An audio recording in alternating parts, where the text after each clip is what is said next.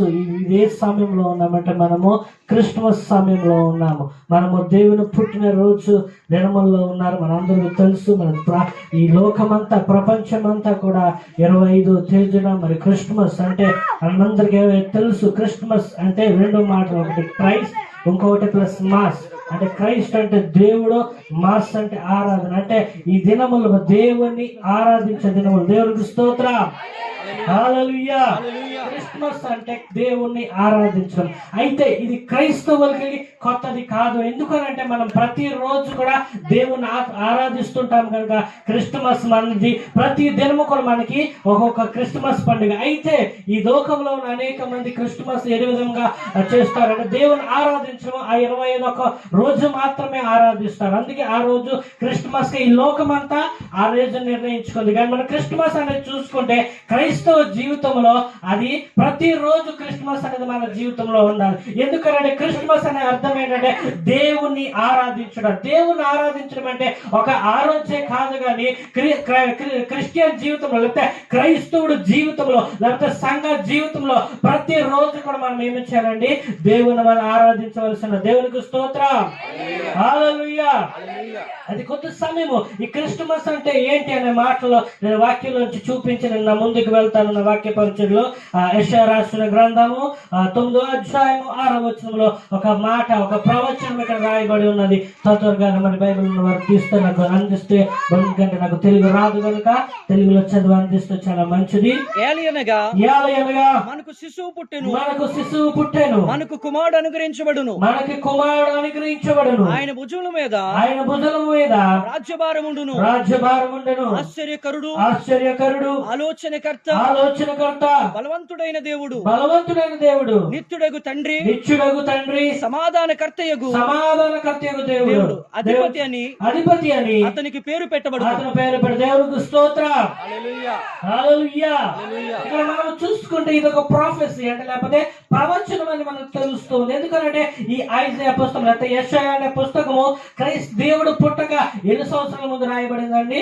700 సంవత్సరాల ముందు, దగ్గర 700 years అంటే 700 సంవత్సరాల మునుప యెషయా ప్రవక్త ద్వారా. యెషయా ప్రవక్తే కాదండి, అనేక మంది ప్రవక్తలు ప్రవచించి ఉన్నారు యేసుక్రీస్తు పుట్టిన నిమిత్తం. అయితే ఇక్కడ మనం చదువుకున్న భాగంలో యెషయా భక్తుడు ఇటు విధంగా ప్రవచిస్తున్నాడు. మనకు ఒక శిశువు పుట్టబడి మనకు ఒక కుమారుడు ఏమైంది అనుగ్రహించాడు. దేవుడికి స్తోత్రం. ఒక శిశువు పుడతారు, వారు ఎవరికి అనుగ్రహిస్తారండి? వాళ్ళకు ఒక కుమారుడు అనుగ్రహిస్తారు ఈ లోకానికి. ఇది ఎన్ని రోజులండి? 700 సంవత్సరాలు. దేవుడు పుట్టక 700 సంవత్సరాల మునిపే ఏమైందండి? ప్రవక్త ప్రవచించాడు. మనం చూసుకోవచ్చు ఈ లోకంలో అనేక సార్లు అనేక మంది కొన్ని ప్రవచనాలు ప్రవచిస్తారు. ఒక బిడ్డ గురించి, లేకపోతే అక్కడ ప్రవచించమంటే ఒక్కొక్క మనిషి ఒక్కొక్క విధంగా ప్రవచిస్తారు. కానీ ఇక్కడ యేసు గురించి ప్రవచించింది మనం చూసుకుంటే అందరూ కూడా ఒకే విధంగా ప్రవచించారు. ఏమంటే మనకు ఒక కుమారుడు ఇవ్వబడతాడు, మనకు ఒక కన్యక గర్భవతి కుమారుడు. మనం చూసుకుంటే బైబిల్లో అనేక చోట్ల రాయబడింది. అన్ని చోట్ల కూడా ఒకే విధంగా ప్రవచించబడింది. ఈ లోకంలో ప్రవచనంలో ఒక్కొక్క విధంగా ప్రవచనం చెబుతూ ఉంటారు. కానీ ఇక్కడ యేసుక్రీస్తు గురించి చూసుకుంటే అన్ని చోట్ల కూడా ఒకే విధంగా ప్రవచించబడింది. ఏంటంటే మనకు ఒక బిడ్డ ఇవ్వబడదు, మనకు ఒక కుమారుడు అనుగ్రహించబడింది. ఈ రోజు ఆ కుమారుడు ఎవరికి అనుగ్రహించాడు అంటే మన కోసం అనుగ్రహించాడు. మనం చూసుకుంటే బైబిల్లో యేసు ప్రభు పుట్టిన దగ్గర నుండి కూడా తన శిలువలో మరణించి మరలా పరలోక రాజ్యము ఎత్తబడిన అంతవరకు కూడా ఎవరి కోసం జీవించాడండి? వాళ్ళ కోసమే జీవించాడు. ఈ లోకంలో రావడానికి కారణం ఏంటి? ఈ క్రిస్మస్ మనం జరగడానికి కారణం ఎందుకునంటే దేవుడు మనుషులు సృష్టించిన తర్వాత అనేక ప్రవక్తల ద్వారా మాట్లాడి అనేక హెచ్చరికలు ఇచ్చినప్పటికీ కూడాను ఏమైందని లోకము ఆ మాట వినలేదు. పాపంలో దిగజారిపోయి పాపంలో ఉలిగిపోతూ ఉన్న సమయంలో దేవుడు చూస్తూ ఉన్నాడు ఈ లోకంలో. అయితే ప్రవచించిన తర్వాత 700 సంవత్సరాలు ఎందుకు పట్టింది అని మనం ఆలోచించినప్పుడు దేవుడు సమయం ఇస్తున్నాడు. ఇక్కడ ఆ బిడ్డలో మారి ప్రవక్తల ద్వారా మన వాక్యం ద్వారా మాట్లాడినప్పుడు వాళ్ళు మారి నా దగ్గరికి వస్తారని దేవుడు ఏమంటే సమయం చూశాడు. అయితే ఎప్పటికీ మారినప్పటికీ దేవుడు తన కుమారుణ్ణి మరి 700 సంవత్సరాల తర్వాత అంటే ప్రవచించిన 700 సంవత్సరాల తర్వాత లేకపోతే ఈ రోజు నుండి కూడా ఈ రోజు మనం ఏదైతే డేట్ కౌంట్ చేస్తున్నామో ఈ డేట్ కు ప్రారంభం ఎవరు అంటే సృష్టికర్త యేసుక్రీస్తు జన్మము. దేవునికి స్తోత్రం. హల్లెలూయా. ఈ రోజు అనుకుంటారు మా జీవితంలో యేసుక్రీస్తు లేడు. ఒకవేళ నువ్వు పుట్టి ఉన్నావంటే, ఈ రోజు డేట్ నువ్వు రాసుకుంటున్నావంటే, ఈ రోజు నీకు ఒక వయసు లెక్క ఉన్నది అంటే యేసుక్రీస్తు నీ జీవితంలో ఉన్నాడని దేవుడు జ్ఞాపకం చేస్తున్నాడు. దేవునికి స్తోత్రం. క్రైస్తవులు మాత్రమే యేసుక్రీస్తు దేవుడు కాదండి, ప్రతి ఒక్క బిడ్డ కూడా యేసుక్రీస్తు దేవుడు. ఎందుకంటే ఈ రోజు నువ్వు పుట్టిన రోజు అనే తేదీ వేసుకుంటున్నావంటే, లేకపోతే ఇది సంవత్సరాలని నువ్వు ఏజ్ వేసుకుంటున్నావంటే, అది నా యేసుక్రీస్తు ఇచ్చిన డేట్. ఎందుకంటే నా యేసుక్రీస్తు ఏ రోజు అయితే పుట్టాడో ఆ రోజు నుండి ఈ లోకంలో క్యాలెండర్ మొదలైంది. దేవునికి స్తోత్రం. హల్లెలూయా. ఈ రోజు అనుకుంటారు క్రైస్తవులు ఏంటంటే ఫారెన్ దేవుడు లేకపోతే ఇంగ్లీష్ వాళ్ళ దేవుడు కాదండి, ఈ ప్రపంచానందరికి నా దేవుడు యేసయ్య ఉన్నాడు. దేవునికి స్తోత్రం. హల్లెలూయా. ఈ రోజు ఒకరు పుట్టారంటే ఎంత మహారాజులైనప్పటికీ, ఎంత రాజులైనప్పటికీ, ఎంత గనులైనప్పటికీ, ఎవరైనప్పటికీ ఒక డేట్ రాసుకోవాలి. ఆ డేట్ ఏంటంటే క్రీస్తు పూర్వము, క్రీస్తు శకము. క్రీస్తు పూర్వం అంటే యేసు ప్రభు ఏ రోజు ఇప్పుడు దాని ముందు జరిగిన సజ్జనములన్నీ. క్రీస్తు శకం అంటే ఏ రోజైనా నా యేసు క్రీస్తు లోకాన్ని జన్మించాడు ఆ రోజు నుండి ఇది కొనుకొనగా క్రీస్తు శకముగా దేవుడు నా దేవుడు ఈ సమయాన్ని లేకపోతే సమయాన్ని రెండు భాగాలుగా విభజించిన దేవుడై ఉన్నాడు. దేవునికి స్తోత్రం. హల్లెలూయా. మన కోసం ఒక కుమారుడు అనుగ్రహించబడి, ఎవరి కోసము? నీ కోసము, నా కోసము. మన పాపములో పడి ఉన్నాము, లోకములో పడి ఉన్నాము. మనల్ని ఎందుకు రక్షించడానికి ఈ లోకానికి వచ్చినాడు. దానికి 4 పేర్లు ఉన్నాయండి. మొదటిది 5 పేర్లు చదువుకుందాం. మొదటికి అంటే his name will be called wonderful.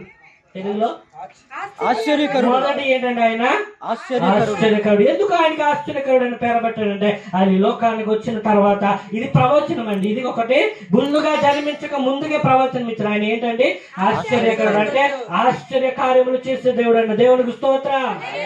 హల్లెలూయా. ఈ రోజు నా దేవుడు ఏంటండి ఆశ్చర్యకరుడు, ఆశ్చర్య కార్యములు చేసే దేవుడు. బైబిల్లో చూసుకుంటే కొంత మందిలో ఆయన పుట్టిన అనేకమైన ఆశ్చర్య కార్యములు చేస్తున్నాడు. గుడ్డి వాళ్ళకి కాళ్ళు ఇచ్చినాడు, గుడ్డి వాళ్ళకి ఏం చేస్తున్నాడు అంటే కళ్ళు ఇచ్చి ఉన్నాడు. రోగులు స్వస్థపరచడం, మరణము నుండి కూడా తిరిగి లేచిన దేవుడు అయినాడు. దేవునికి స్తోత్రం. అందుకనే ముందుకు ఆయనకి ఏం పేరు పెట్టారండి? ఆశ్చర్యకరుడు. రెండవది ఏం చదువుకుందా? ఆలోచనకర్త. ఆయన ఏమన్నాడు? జ్ఞానుడు. ఆయన ఆలోచనకర్త అంటే ఆలోచనము ఇచ్చేదేవుడు. ఎవరు ఆలోచనకర్త అంటే ఒకవేళ నీ జీవితంలో ఏదైనా బాధ కష్టం ఉన్న పోతూ ఉన్నావో, ఏమి చేయాలో నీకు అర్థం అవట్లేదేమో, ఈ రోజు దేవుని దగ్గరికి రా. దేవుడు నీకు మంచి ఆలోచన ఇచ్చి నువ్వు ఎట్టి విధంగా నడవాలో, నువ్వు ఎక్కడికి వెళ్ళాలో ఆయన మార్గం చూపే దేవుడు ఆయన. దేవుడికి స్తోత్రం. హల్లెలూయా. మూడవది చదువుకుందాం. నా దేవుడు బలవంతుడైన దేవుడు. దేవుడికి స్తోత్రం. హల్లెలూయా. నా దేవుడు ఏమై ఉన్నాడండి? బలవంతుడని. ఒక రోజు ఒకవేళ నువ్వు బలహీనుడుగా ఉన్నావేమో, శారీరకంగా బలం లేకుండా ఉన్నావో, ఆత్మీయంగా నువ్వు బలహీనుడై ఉన్నావేమో, ఈ రోజు నా దేవుడు ఏమై ఉన్నాడంటే బలవంతుడైన దేవుడు ఉన్నాడు. దేవుడికి స్తోత్రం.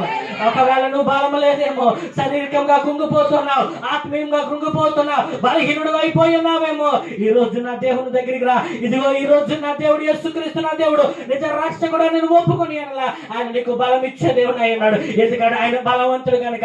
ఎవరు నీకు బలం ఇస్తారంటే ఎవరైతే బలవంతుడై ఉంటారో ఆయన నీకు బలం ఇచ్చే దేవుడు. ఆయన శారీరకంగా నిన్ను బలపరుస్తాడు, ఆత్మీయంగా కూడా నిన్ను బలపరుస్తాడు. మూడవది, నాలుగవది చదువుకుందాం. నిత్యుడగు తండ్రి. దేవుడికి స్తోత్రం. ఎవరండి నా దేవుడు? నిత్యుడగు తండ్రి. Is the ever lasting father. ఈ రోజు మన తల్లిదండ్రులు కొన్నాళ్ళు మనతో ఉంటారు, తర్వాత వాళ్ళు చనిపోయి మరలా తన ఆత్మ వెళ్ళిపోతుంది. అయితే నా తండ్రి నిత్యుడు తండ్రి. నువ్వు దుర్భించు దగ్గరని నువ్వు మరణించిన తర్వాత కూడా నీకు ఆయన తండ్రిగా ఉంటాడు. ఈ రోజు ఎవరైనా బాధపడుతూ ఉన్నారా? నాకు తండ్రి లేదు, నాకు తల్లి లేదు, నన్ను బంధువులు విడిచిపెట్టారు, నన్ను లోకం విడిచిపెట్టేది, అందరూ విడిచిపెట్టారని అనుకుంటూ వాళ్ళని కొన్ని రోజులు ఇప్పుడు కాపాడొచ్చు. ఎందుకంటే వాళ్ళు ఎక్కడికైనా వెళ్తూ ఉంటారు, పని పాటలకి వేరే వేరే చోట్లకి వెళ్తూ ఉంటారు. అయితే నిత్యముగా ఎల్లప్పుడూ కాపాడే దేవుడు ఎవరంటే నా యేసుక్రీస్తు దేవుడు. దేవునికి స్తోత్రం. హల్లెలూయా. ఎందుకు ఈ రోజు ఈ కూటమి ఏర్పరచబడాలంటే ఆ నిత్యుడగు తండ్రి ఈ బిడ్డలో దేవుడు కాచి కాపాడాలని, ఆయుష్ను ఆరోగ్యమును బలమును ఇవ్వాలని, ఎవరి కాలంలో దేవుడు ఆ బిడ్డను దీవించాలని ఈ రోజు ఈ కుటుంబము ఇది కూడిక ఏర్పరిచింది. ఎందుకంటే నా తండ్రి ఏంటంటే చెప్పాలి, నిత్యుడగు తండ్రి. దేవుడికి స్తోత్రం. హల్లెలూయా. ఈ లోక సరిగ్గా తండ్రి మన కొన్నాళ్ళు కాయొచ్చు, కాయకపోవచ్చు. మన శారీరక తండ్రి కొన్ని మనకు చూడొచ్చు, చూడకపోవచ్చు. అయితే నిత్యుడగు తండ్రి ఎల్లప్పుడు కూడా నిన్ను చూస్తున్నాడు. ఆయన ఏంటంటే ఆయన కుడుకడు, నిద్రపోడు. ఆయన ఎల్లప్పుడు కూడా నిన్ను చూస్తూ ఉన్న దేవుడు, నిన్ను కాపాడే దేవుడు. ఆయన నిన్ను కాపాడుతాడు. నువ్వు ఎక్కడికి వెళ్ళినప్పటికీ, ఏమి చేస్తూ ఉన్నప్పటికీ కూడా దేవుడు మనల్ని కాపాడి ఉన్నాడు. దేవుడికి స్తోత్రం. హల్లెలూయా. లాస్ట్ ఏంటండి? సమాధానకర్తగా దేవుడు, అధిపతి దేవుడికి స్తోత్రం. He is the prince of peace. Hallelujah. ఆయన సమాధానకర్త ఉన్నాడు. ఈ రోజు ఆయన సమాధానకర్తగా ఉన్నాడు. ఈ రోజు లోకంలో ఏమి లేదండి, శాంతి లేదు, సమాధానం లేదు, ఐక్యత లేదు, ప్రేమ లేదు. ఎక్కడ చూసినప్పటికీ అక్కడ గొడవలు ఉంటున్నాయి. దేశం పైన దేశము, రాజ్యం పైన రాజ్యము, కుటుంబము పైన కుటుంబము, కుటుంబంలో కూడా సాతాను ఏం చేస్తున్నాడండి, అలజలు పెడుతున్నాడు. అయితే నా దేవుడు ఏంటండి, శాంతినిచ్చే సమాధానకర్త. ఆయన సమాధానం ఇచ్చే దేవుడు. ఈ రోజు ఊరుల పైన ఊరు, దేశాల పైన దేశం, రాజ్యాల పైన రాజ్యము సమాధానం లేకుండా పోతుంది. అయితే నా దేవుడు అని యేసుక్రీస్తు దగ్గరికి వస్తే నీకు సమాధానం ఇవ్వడానికి సిద్ధంగా ఉన్న దేవునికి స్తోత్రం. ఆయనకి ఇవన్నీ కూడా 5 పేర్లు కూడా యేసుకు యేసుని చూపించడానికి ఎవరైనా ప్రవక్త యెషయా ప్రవచించాడు. మనం చూసుకుంటే చూపించడానికి సమయం లేదు కనుక లోక సువార్తలు మనం చూసుకున్న మొదటి 2 అధ్యాయంలో ఆయన పుట్టిన తర్వాత ఇదే ప్రవచనము, మీకు ఒక కుమారుడు ఇవ్వబడును, ఆయనకి ఇమ్మానుయేల్ అని పేరు పెడబడు. దేవునికి స్తోత్రం. ఇమ్మానుయేల్ అంటే మనకు దేవుడు మనకి తోడై ఉన్నాడు. దేవునికి స్తోత్రం.